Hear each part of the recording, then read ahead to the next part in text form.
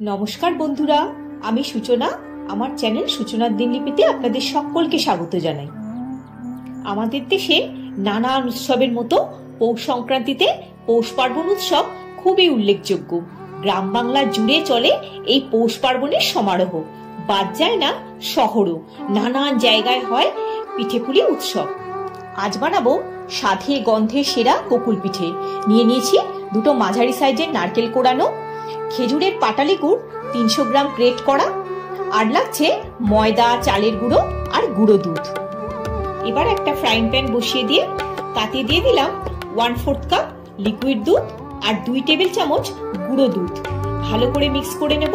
এটা খোয়া ক্ষীরের কাজ করবে। একটু ঘন হলে দিয়ে দেব নারকেল কোড়াটা। আমি এই বাটিটার 3 বাটি নারকেল কোড়া নিয়েছি, তাই এই বাটিরই 2 বাটি দিয়ে দেব খেজুরের গুড়। ঘন ঘন নাড়তে হবে, না হলে পুড়ে যেতে পারে। যতক্ষণ না গুড় আর নারকেলের মিশ্রণটা ড্রাই হয়ে আসে আর একটা চিটচিটে ভাব চলে আসে। নারকেলের পুরটা বেশ খানিকটা ঘন হয়ে এসেছে, আর ধারগুলোকেও স্ক্রেপ করে মাঝখানে করে দিতে হবে। দেখুন কিছুটা ড্রাই হয়ে এসেছে আর ফ্লেভারটাও খুব সুন্দর বেরোচ্ছে। স্প্যাচুলা দিয়ে গুড়টা খুব ভালো করে মিক্স করে দিয়েছি। এবার দিলাম 1/2 চা চামচ এলাচ গুঁড়ো, এটাও মিক্স করে নেব। খেজুরের গুড়টা দিয়েও ভালো করে মিক্স করে নেব। আর গ্যাসের ফ্লেমটা মিডিয়াম টু হাইতে রেখেছি। দিয়ে দিলাম 1 চা চামচ চালের গুঁড়ো। এটা দেওয়ার জন্য একটা বাইন্ডিং আসবে আর নারকেলের পুরটা পরে ভালোভাবে সেট হয়ে যাবে। দেখুন এবার নারকেলটা চিটচিটে হয়ে গেছে আর নাড়ুর মতো পাকানো যাচ্ছে। গ্যাসের ফ্লেমটা বন্ধ করে দিলাম। মাঝে মাঝে একটু হাতে নিয়ে দেখে নেবেন, যদি নাড়ুর মতো পাকানো যায় তাহলে গ্যাসের ফ্লেমটা বন্ধ করে দেবেন। একটু হাত সওয়া ঠান্ডা হলে নারকেলের পুর থেকে পিঠেগুলো করে নেব। ব্যাটার তৈরি করার জন্য একটা মিক্সিং বোলে মেজারিং কাপে 1 কাপ ময়দা আর 1/4 কাপ চালের গুঁড়ো মিশিয়ে নিচ্ছি।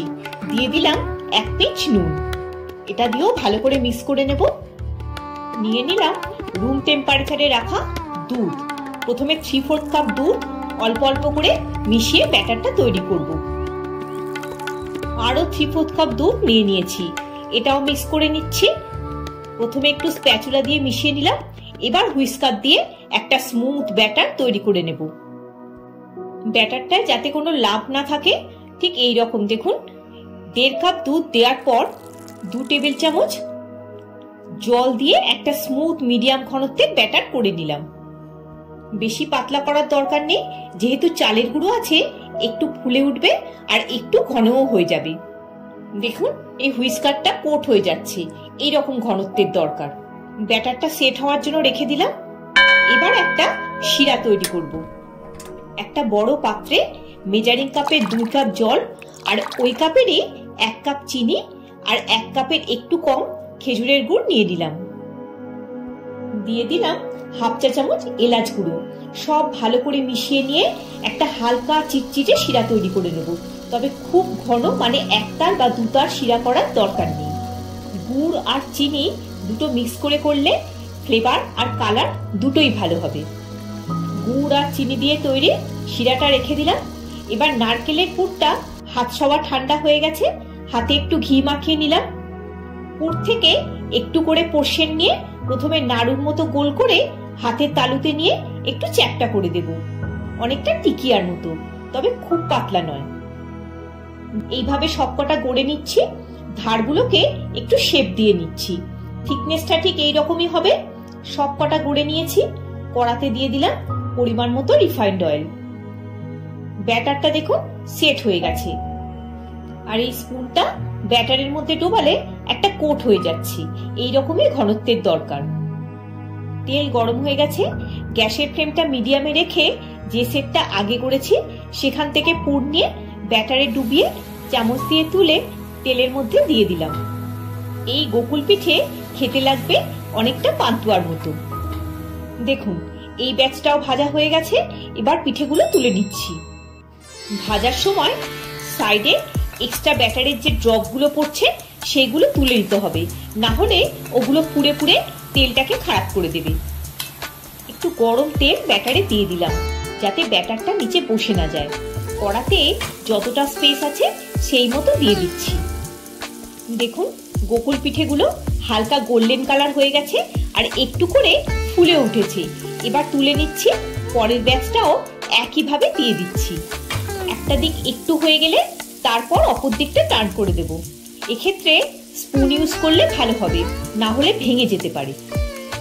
দেখুন স্পুন দিয়ে একটুখানি করে সরিয়ে সরিয়ে এইভাবে স্পেস করে নিচ্ছি। যেটা আগে দিয়েছি সেটা আগে টার্ন করে দেব, আর যেটা পরে দিয়েছি সেটা পরে টার্ন করব। এই ব্যাচটাও ভাজা হয়ে গেছে, এবার তুলে নিচ্ছি। আর চিনি আর গুড় দিয়ে যে শিরাটা করে রেখেছিলাম তার মধ্যে এবার পিঠেগুলো দিয়ে দেব। যেহেতু অনেকটাই পিঠে আছে তাই আমি কিছুটা প্রথমে রসের শোক করিয়ে নেব, তারপর আবার বাকিগুলো পরে দেব। যেহেতু রসটা একটু ঠান্ডা হয়ে গেছে তাই 2 মিনিট গ্যাসের মধ্যে বসিয়ে একটু গরম করে নিচ্ছি। এবার ঢাকা দিয়ে মিনিট 5 রেখে দেব, যাতে রসটা ভেতরে ভালো করে ঢুকে যায়। গোকুল পিঠে রেডি, এবার সার্ভ করে দিচ্ছি। আর আপনাদের একটা কেটেও দেখিয়ে দিচ্ছি। দেখুন উপরটা একটা হালকা কোটিং আর ভেতরটা রসে পুরে ভরা। তাহলে বন্ধুরা আপনারাও এই মকর সংক্রান্তির দিনে গোকুল পিঠে বানিয়ে নিতে পারেন, তাহলে অন্য কোনো পিঠে না হলেও চলবে।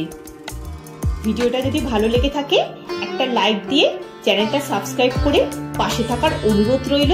সবাই খুব ভালো থাকবেন, সুস্থ থাকবেন। দেখা হচ্ছে পরের একটি পর্বে। ধন্যবাদ।